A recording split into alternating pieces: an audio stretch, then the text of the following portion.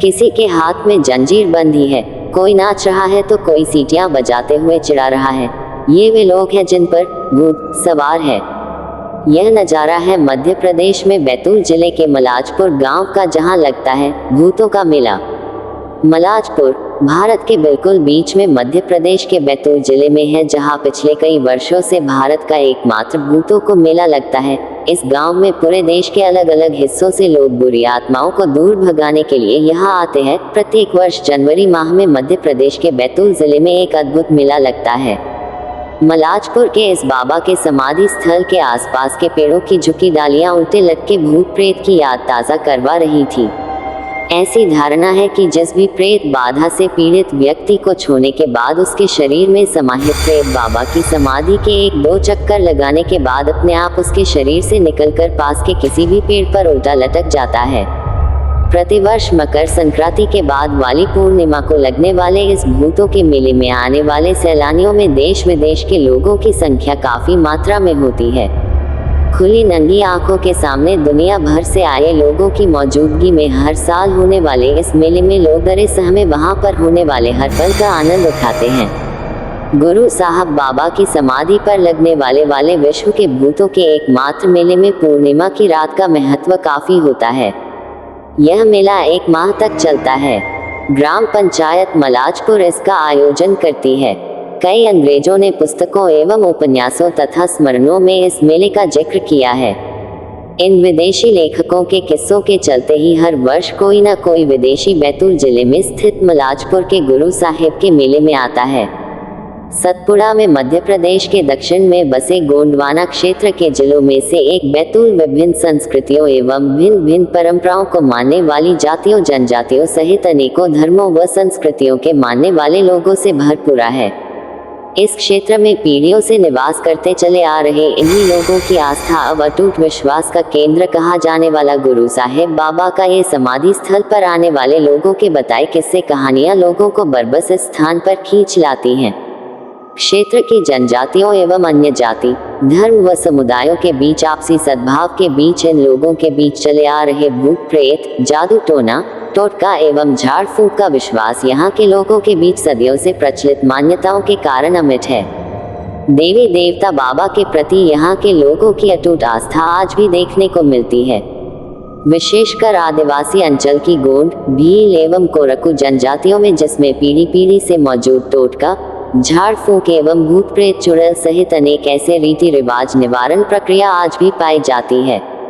अक्सर देखने को मिलता है कि कमजोर दिल वाले व्यक्तियों के शरीर के अंदर प्रवेशित होकर व्यक्ति को प्रत्यक्ष व अप्रत्यक्ष तरीकों से मानसिक स्थिति असंतुलित करके कष्ट पहुंचाती है। इन्हीं परेशानियों व भूत प्रेत बाधाओं से मुक्ति दिलाने वाले स्थानों में मध्य प्रदेश के बैतूल जिले के ग्राम मलाजपुर में स्थित गुरु साहब बाबा का समाधि स्थल अब पूरी दुनिया में जाना पहचाना जाने लगा है। अभी तक यहाँ पर केवल भारत के विभिन्न गांवों में बसने वाले भारतीयों को जमावड़ा होता था, लेकिन अब तो विदेशों से भी विदेशी सैलानी वीडियो कैमरों के साथ साथ अन्य फिल्मी छायांकन के लिए अपनी टीम के साथ पहुँचने लगे हैं। मलाजपुर के गुरु साहिब बाबा के पौराणिक इतिहास के बारे में अनेक कथाएं प्रचलित हैं। जनश्रुति है कि बैतूल जिला मुख्यालय से 34 किलोमीटर दूर विकासखंड चिचोली, जो कि क्षेत्र में पाई जाने वाली वन उपजों के व्यापारिक केंद्र के रूप में प्रख्यात हैं। इसी चिचोली विकासखंड से 8 किलोमीटर दूर से ग्राम मलाजपुर, जहां स्थित है श्रद्धा और आस्थाओं का सर्वजातिमान्य श्री गुरु साहिब बाबा का समाधि स्थल। उपलब्ध जानकारी के अनुसार इस स्थल का पौराणिक इतिहास यह है कि विक्रम संवत 1700 के पश्चात आज से लगभग 348 वर्ष पूर्व ईस्वी सन 1644 के समकालीन समय में गुरु साहब बाबा के पूर्वज मलाजपुर के पास स्थित ग्राम कटकुही में आकर बसे थे। बाबा के वंशज महाराणा प्रताप के शासनकाल में राजस्थान के आदमपुर नगर के निवासी थे। अकबर और महाराणा प्रताप के मध्य छिड़े घमसान युद्ध के परिणाम स्वरूप भटकते हुए बाबा के वंशज बैतूल जिले के इसरूरस्त क्षेत्र में आकर बस गए। बाबा के परिवार के मुखिया का नाम राय सिंह तथा पत्नी का नाम चंद्रकुंवर बाई था, जो बंजारा जाति के कुशवाहा वंश के थे। इनके 4 पुत्र क्रमशः मोती सिंह, दमन सिंह, देवजी गुरु साहब और हरिदास थे। श्री देवजी संत गुरु साहब बाबा का जन्म विक्रम संवत 1727 फाल्गुन सुदी पूर्णिमा को कटकुही ग्राम में हुआ था।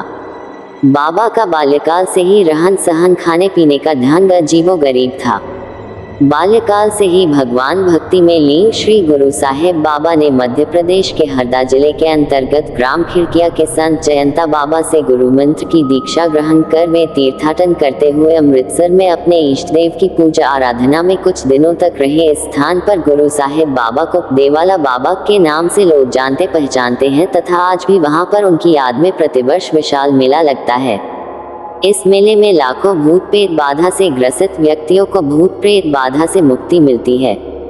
गुरु साहेब बाबा उक्त स्थानों से चंद दिनों के लिए भगवान विश्वनाथ की पुण्य नगरी काशी प्रवास पर गए, जहां गाय घाट के समीप निर्मित दरभंगा नरेश की कोठी के पास बाबा का मंदिर स्थित है।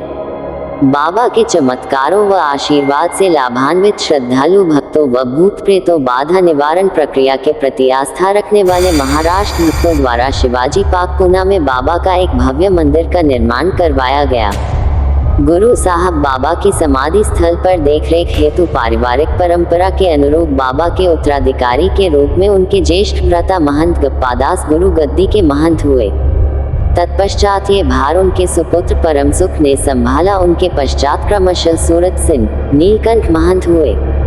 इनकी समाधि भी यहीं पर निर्मित है। वर्तमान में महंत चंद्र सिंह गुरु गादी पर महंत के रूप में सन 1967 से विराजित हुए। यहाँ पर विशेष उल्लेखनीय यह है कि वर्तमान महंत को छोड़कर शेष पूर्व में सभी बाबा के उत्तराधिकारियों ने बाबा का अनुसरण करते हुए जीवित समाधियां ली।